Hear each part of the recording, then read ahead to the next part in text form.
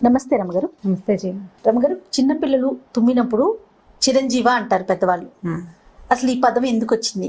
దీని వెనుక ఏదైనా అంటే సైంటిఫిక్గా ఏమన్నా రీజన్స్ ఉన్నాయా, లేకుంటే మన సాంప్రదాయం ప్రకారం అలా అంటున్నారా?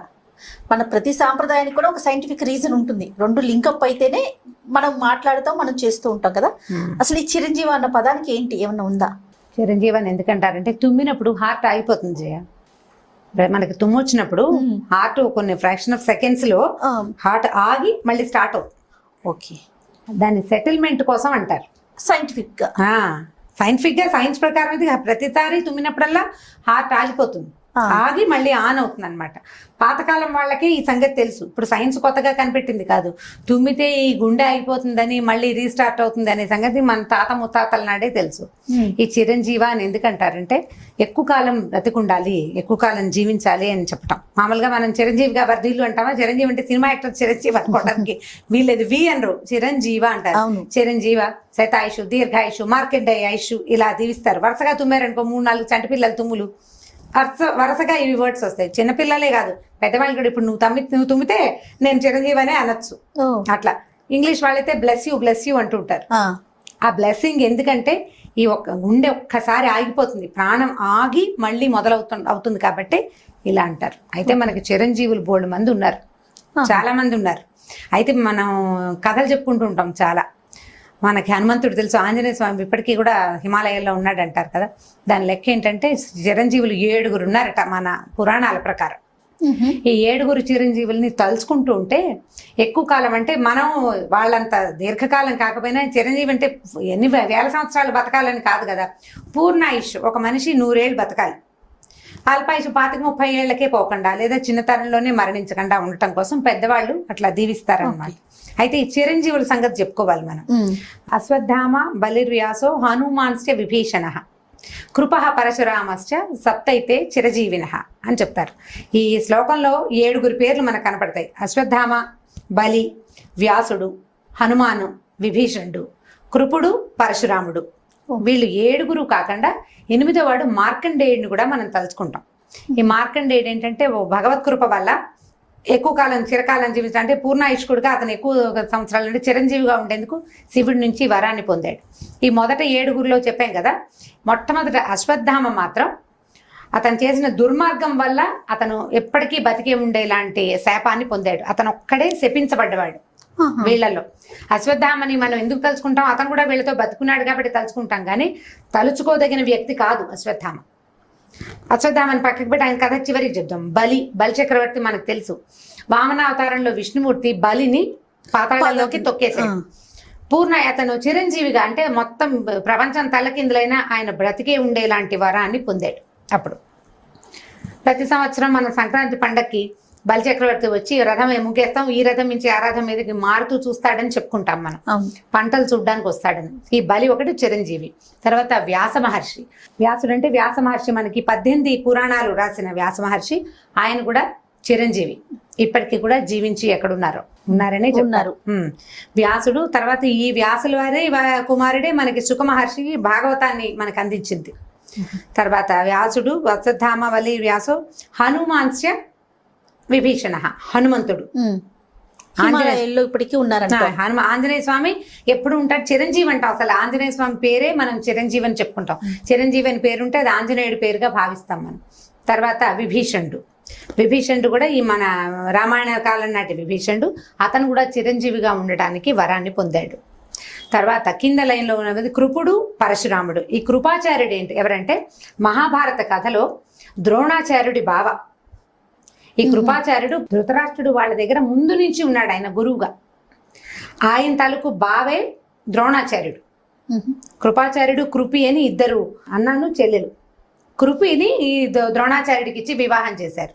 ఈ కృపాచార్యుడు కూడా చిరంజీవిగా వరం పొంది ఉన్నాడు, కృపుడు. తర్వాత పరశురాముడు మనకు తెలిసింది. ఈయన కూడా రామాయణ కాలం నాటి పరశురాముడే. రామాయణం కంటే చాలా ముందు కాలంలోనే పరశురాముడు ఉన్నాడు.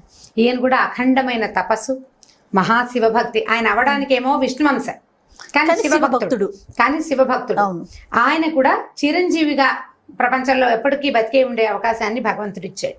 అయితే ఈ మొదటి నుంచి చెప్పిన వాళ్ళలో అశ్వత్థామ ఉన్నాడు కదా, ఈ అశ్వత్థామ ఏం చేశాడంటే ఇతను కూడా మహాభారతానికి అటాచ్ అయిన క్యారెక్టరే. ఇంచుమించుగా ఒక బలి, హనుమంతుడు, విభీషణుడు వీళ్ళు ముగ్గురు వేరు వేరు కాలాలు. ఆంజనేయుడు, విభీషణుడు ఏమో రామాయణ కాలం, బలి చక్రవర్తి కృతయుగం నాటివాడు. మిగిలిన వాళ్ళంతా మహాభారతంతో అటాచ్డ్గా కనపడతారు. అశ్వత్థామ యుద్ధ పరిసమాప్త కాలంలో కురుక్షేత్రం చివరికి వచ్చేసరికి మన దుర్యోధనుడు ప్రాయోపవేశం చేయడానికి తయారైపోతాడు, ఒక మడుగులో దాక్కుంటాడు.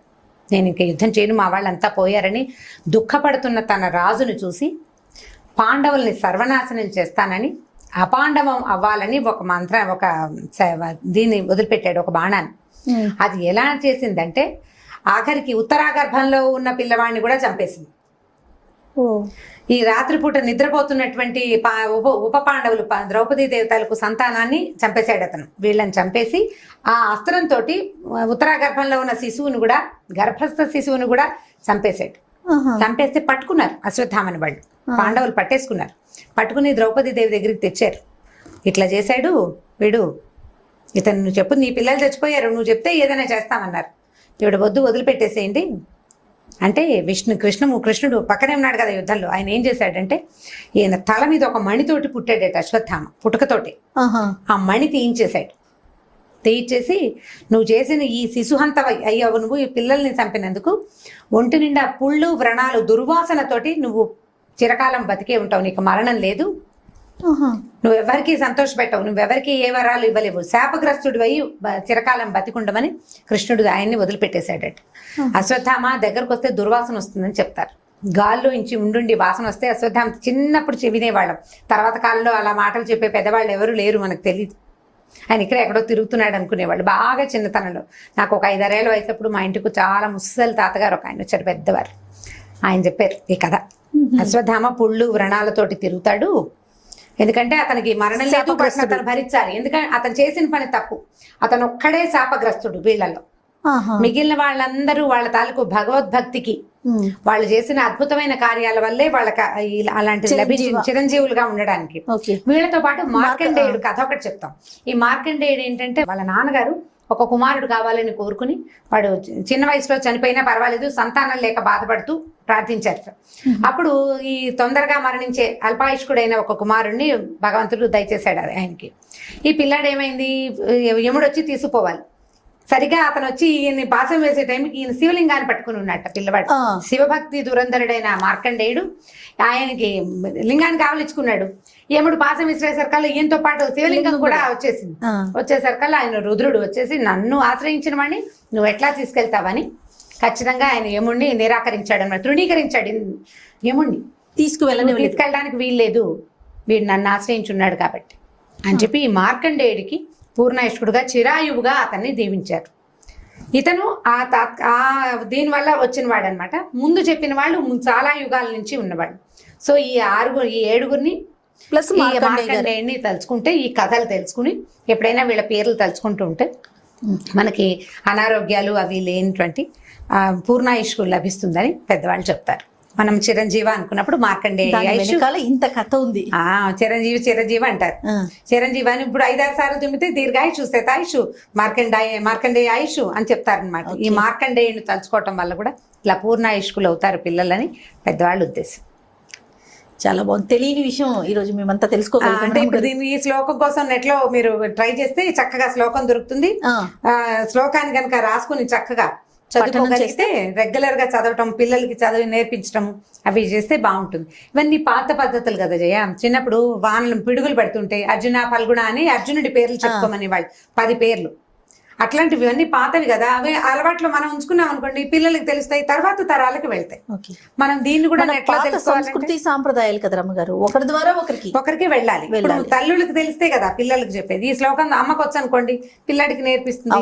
ఎప్పుడో సందర్భం వచ్చినప్పుడు వీళ్ళెవరు వాళ్ళెవరు అంటే కథ చెప్తాం మనం. మీలాంటి వారి వల్ల మా లాంటి వారందరూ తెలుసుకునే అవకాశం మాకు దక్కుతుంది అనుకోవాలి ఒక రకంగా. ఈ శ్లోకం ట్రై చేయండి, ఖచ్చితంగా చక్కగా నేర్చుకుంటే పిల్లలకి చెప్పడానికి కూడా మంచిది. తప్పకుండా రమ్మగారు.